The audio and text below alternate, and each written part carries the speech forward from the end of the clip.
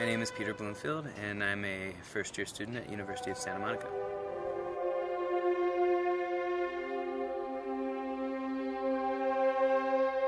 I'm 35 years old. I live in Venice Beach half the time, and I live in Santa Cruz half the time. I work as an emergency physician.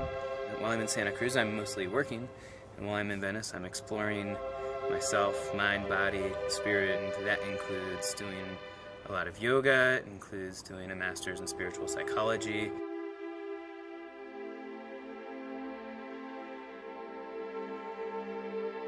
My experience at USM is related to this in a couple of ways. I think one of them is that I've gotten into a lot of sort of doubts and worries and things that I've had from a really deep level, and I've healed them. Like they call healing as finding places that are hurt and applying love to them. And so I've used this with myself, and it's freed me. It's all about love, you know. Every song is about it, and yet no one really is listening to the songs. And it's allowing me to really be in that space of what we're here for and why we're here. And the first step is loving yourself. And that's what I've learned at University of Santa Monica, is to really love myself. And then once I kind of get that down, then it's time to pay it forward.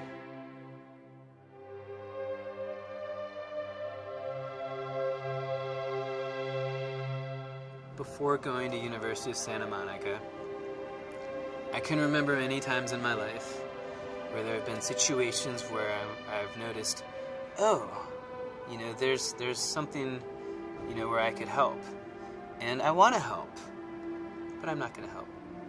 and I think that's sort of run in my mind many times in the past, and I've never known why, but I really had this desire to go and help and do good things, and I've not really lived on it or lived up to it or honored it.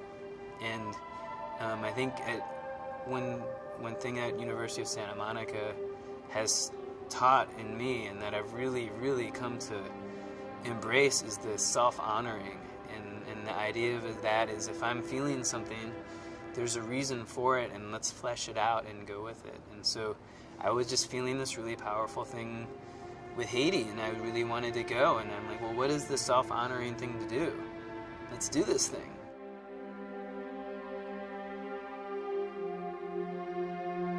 But really the issue of trust was walking into who knows what, into what has been described as hell. What has been described as hell, full of, desperate people who will do anything to eat, and who knows what will happen, and safety is an issue, and, who knows. We went from a compound at night. It was a missionary compound with walls, and there were people behind it that had, guns that were patrolling to keep the Haitians out. And then we went to another compound during the day to do our work. But I had 50 patients to deal with, and I didn't know much about them, and they were operated on by any number of 8 different surgical teams. And one thing that was abundantly clear was that I could not do what I'm used to doing in the U.S. I could not fine-tune and manage every component of someone's disease. And I couldn't even get a full history and physical on my patients. I just had to hope and trust. There was a big element of giving up control, and really giving up control. And in our society, we are, particularly in my specialty, in my field, but really in our society in general, we are control freaks, and we want to micromanage everything. And I was in an environment where you could not control anything, and you really just had to trust that what would work and what would go on. And my affirmation at University of Santa Monica, we have a trait we want to work on and develop in ourselves, and mine is trust. And there's 2 parts to it, and one is trusting the universe and the environment, that it's only going to send for me and for the world in general what is for the highest good, and trusting in myself that whatever is going to come, I can respond to it. And that happened again and again in Haiti, where I just trusted. And I did crazy, amazing things because I just trusted. And it was a pretty direct translation from what I'd been working on at University of Santa Monica.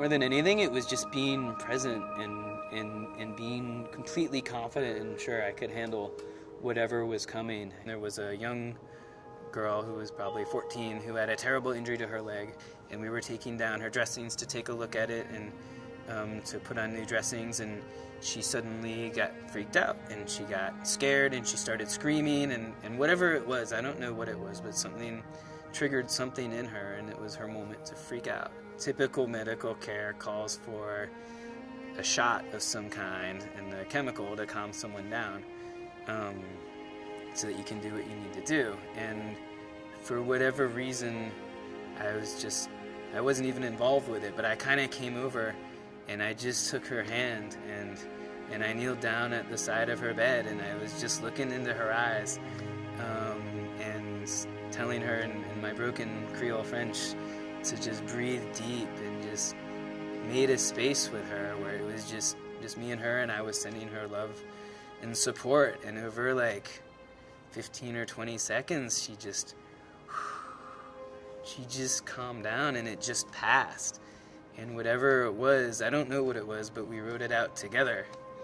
And then she was fine, and they did the dressing change, no problem.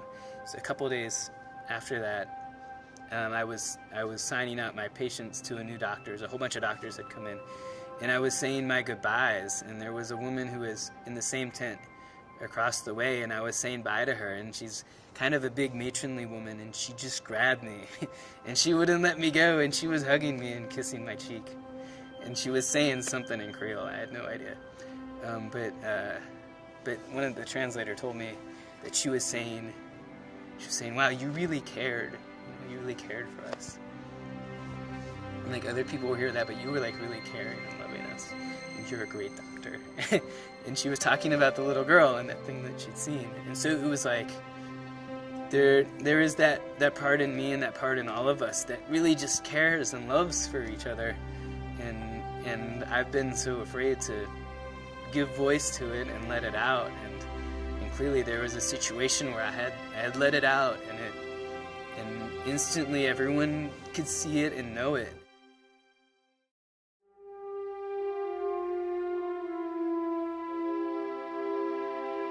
One of the principles of University of Santa Monica, which has become so fundamental to me that it seems strange to explain it, because it just seems like, yeah, this is up and this is down, but is that your outer experience reflects your inner reality.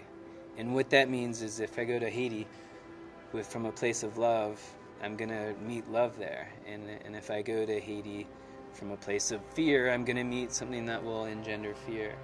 And that's part of trust, is trusting myself and my truth, my inner truth, to be beautiful and amazing enough that when it comes out and becomes my outer reality is going to be beautiful and amazing as well.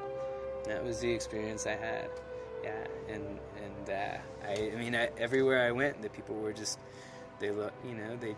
I love them and they loved me. And my patients, I gave them love and they gave me love. And we had like love and laughter and healing is what it was about. It was amazing.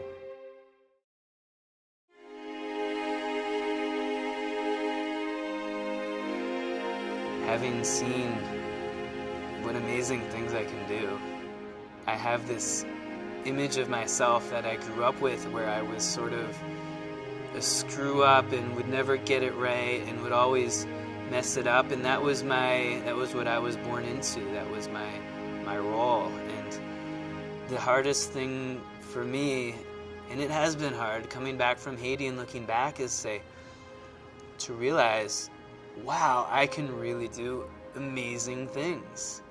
And I'm not what I was taught that I was.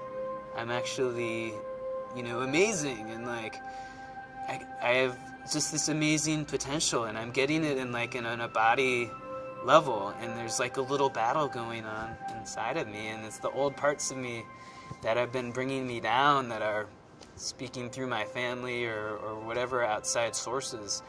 They're just kind of losing and they're kind of wilting away, so that I can say, yeah, I'm here and I'm gonna do good things for this planet.